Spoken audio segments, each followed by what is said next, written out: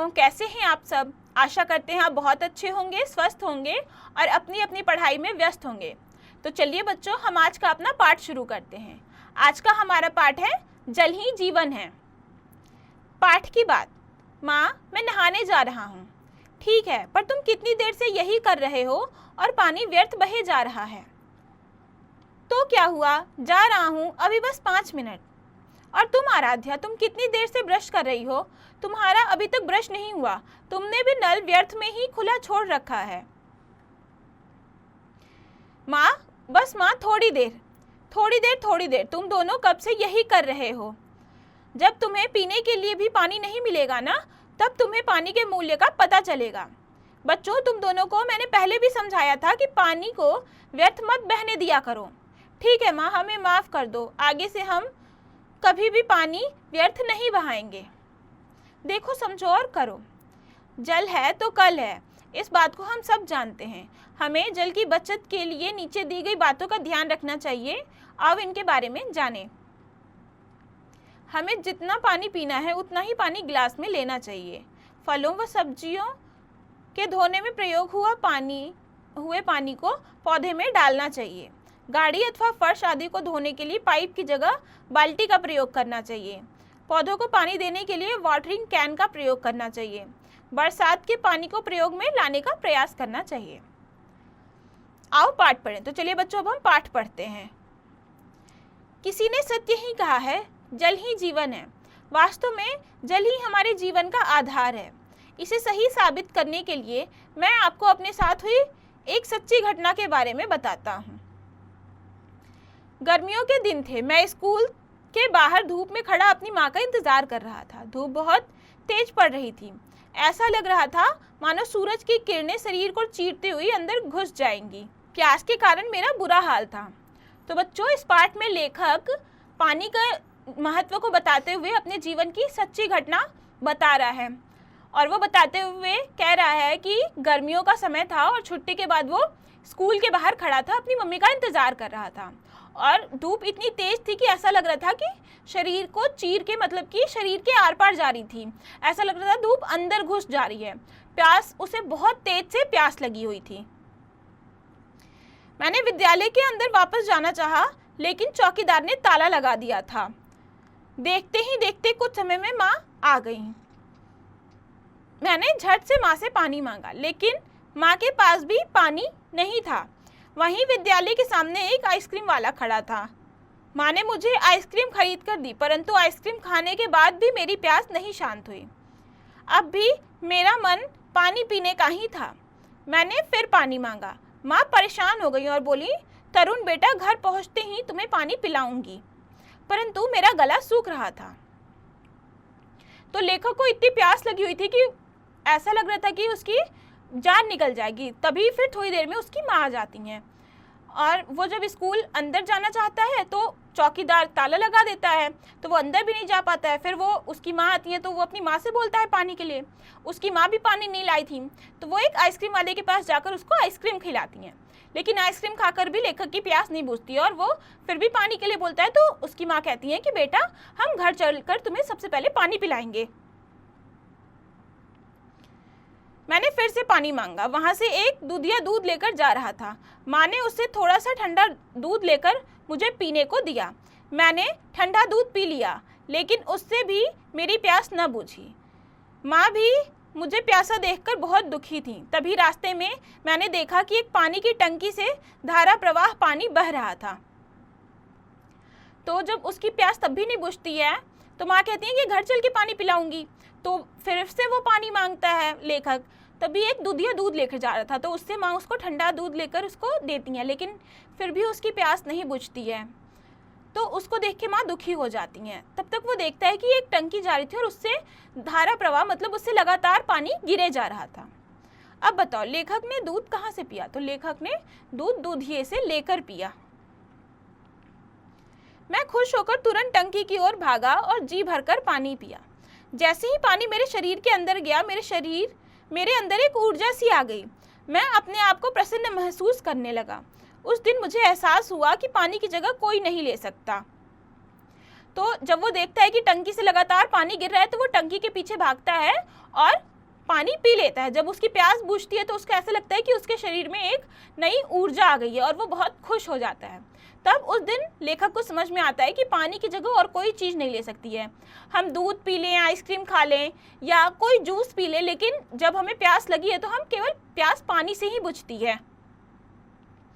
सभी चीज़ें पानी के बाद ही हैं। प्यास के समय केवल पानी ही हमारी प्यास बुझा सकता है। प्यास लगने पर न दूध काम आता है न कोई अन्य पदार्थ। पानी का काम केवल पानी ही कर सकता है। पानी पीकर मैं अपने पेट पर इस तरह हाथ मल रहा था जैसे मैंने अमृत पी लिया हो। तो आगे लेखक बता रहे हैं कि पानी का काम कोई नहीं कर सकता है। जब प्यास लगती है तो हमें केवल पानी चाहिए होता है, कोई अन्य पदार्थ उसकी जगह नहीं ले सकता है, वो सारी चीज़ें पानी के बाद ही हों। मुझे उस दिन पहली बार लगा कि पानी की एक एक बूंद बहुत कीमती है। मेरे पानी पीने के बाद माँ ने अपना रुमाल टंकी के मुंह पर बांध दिया। पानी बहना बंद हो गया। माँ ने 2 दिन पहले ही 3 रुमाल खरीदे थे, लेकिन बेकार में बहते पानी की कीमत माँ अच्छी तरह जानती थी और मैं भी पानी की कीमत जान गया था। उसके बाद हम दोनों अपने घर पहुँच गए। तो जो टंकी से लगातार पानी बह रहा था उस पर माँ ने अपना रुमाल बांध दिया। और लेखक बता रहा है कि माँ को पहले से पता था कि पानी की कीमत कितनी है, और आज जब प्यासा रहकर मुझे भी पता चल गया कि पानी कितना कीमती है। उसके बाद फिर हम घर पहुँच गए। इस घटना ने मेरे दिल और दिमाग पर एक गहरी छाप छोड़ दी। मैं पानी के प्रति इतना सजग हो गया कि मैं पूरी कोशिश करने लगा कि कहीं भी किसी भी प्रकार से पानी व्यर्थ न हो। पहले मैं फव्वारा चलाकर घंटों पानी के नीचे खड़ा रहता था, लेकिन अब मैं केवल 1 बाल्टी पानी से नहाता हूँ।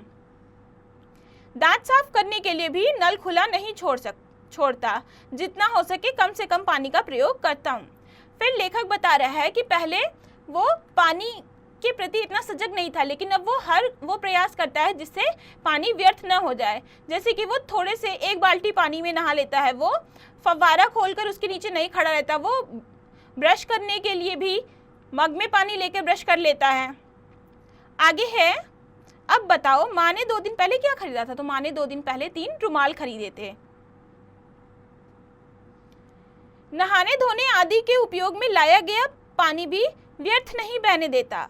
अब वह पानी मेरे बगीचे में चला जाता है। जो बगीचा पहले रूखा सूखा सा लगता था, अब उसमें सुंदर सुंदर फूल खिल रहे हैं। अब तो पेड़ पौधे से भी मेरी दोस्ती हो गई है। वह मुझसे खुश रहते हैं और मैं उनसे खुश रहता हूँ। अपनी साइकिल को पानी की पाइप से न धोकर मैं गीले कपड़े से उसे साफ करता हूँ। पानी के लिए उतना ही पानी गिलास में लेता हूँ जितना मैं पी सकता हूँ। तो उस दिन की प्यास ने लेखक को बता दिया कि पानी हमारे जीवन में कितना महत्वपूर्ण है, और पानी न होने पर कितनी भी चीज़ें हमें मिल जाएं, लेकिन हमारी प्यास नहीं बुझा सकती। तो आगे है, आप आए दिन टेलीविज़न पर देखते हैं और सुनते होंगे कि किस प्रकार लोग पानी की समस्या से जूझ रहे हैं। कुछ जगह तो पीने के लिए भी पर्याप्त पानी नहीं है। कुछ क्षेत्र तो ऐसे हैं जहां पानी आता ही नहीं है। वहां के लोगों को दूर दूर से पानी भरकर लाना पड़ता है। कई क्षेत्र ऐसे हैं जहां पर्याप्त मात्रा में पानी नहीं आता, लेकिन वहां के लोग जल का महत्व नहीं समझते और अंधाधुंध पानी बर्बाद करते हैं।